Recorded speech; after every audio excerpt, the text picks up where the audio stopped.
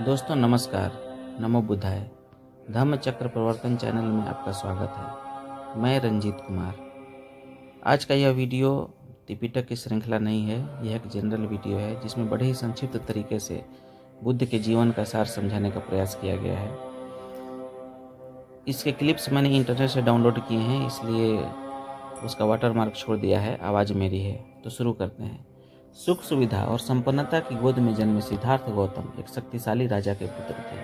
हिमालय की पहाड़ियाँ, जिन्हें अब नेपाल के नाम से जाना जाता है, उनका जीवन हर तरह के आराम और भोग की वस्तुओं से भरा था।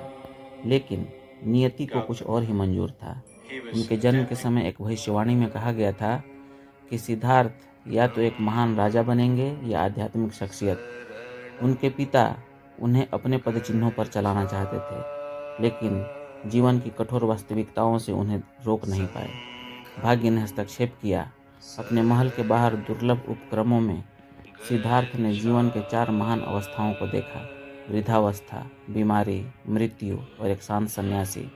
इन सच्चाइयों ने उन्हें अंदर तक झकझोर कर रख दिया। उन्हें एहसास हुआ कि धन और विलासिता उनके जीवन के कष्टों को दूर नहीं कर सकते। इसकी खोज में वो बहुत प्रयास किए, लेकिन उत्तर नहीं मिला। अत्यधिक उपवास के कारण मृत्यु के कगार पर सिद्धार्थ को एहसास हुआ कि न तो अत्यधिक सांसारिक सुख सुविधाओं में रहते हुए और न ही अत्यधिक आत्मह्रास करने से आत्मज्ञान प्राप्त होता है, बल्कि एक मध्यम मार्ग से, चरम सीमाओं के बीच संयम का मार्ग से ही आत्मज्ञान की प्राप्ति हो सकती है। इस नए ज्ञान से पोषित सिद्धार्थ ने एक बोधि वृक्ष के नीचे ध्यान लगाया। कई दिनों के गहन ध्यान के बाद अंततः उन्हें आत्मज्ञान प्राप्त हुआ। वो बुद्ध बन गए, वो सम्यक संबुद्ध बन गए। जागृत बुद्ध ने अपना शेष जीवन धर्म की दीक्षा देने में बिताया या सार्वभौमिक सत्य देने में बिताया। उन्होंने यह 4 अरिय सत्य सिखाए जो दुख की प्रकृति को समझाते हैं, इसका कारण, इसकी समाप्ति और इसकी समाप्ति की ओर ले जाने वाला मार्ग। उन्होंने अष्टांगिक मार्ग सिखाया, नैतिक और सचेत जीवन जीने के लिए एक व्यवहारिक दिशा निर्देश दिया। बुद्ध की शिक्षाएं करुणा पर जोर देती हैं, सचेतना और आत्मज्ञान की खोज पर जोर देती हैं। वे हमारे मन को समझने के महत्व पर बल देते हैं, नकारात्मक भावनाओं को दूर करना और ज्ञान का विकास करना। तब से बुद्ध की शिक्षाएं दूर दूर तक फैल गई हैं और विस्तृत होकर अनगिनत आत्माओं को शांति और मुक्ति का मार्ग प्रदान करती रही हैं।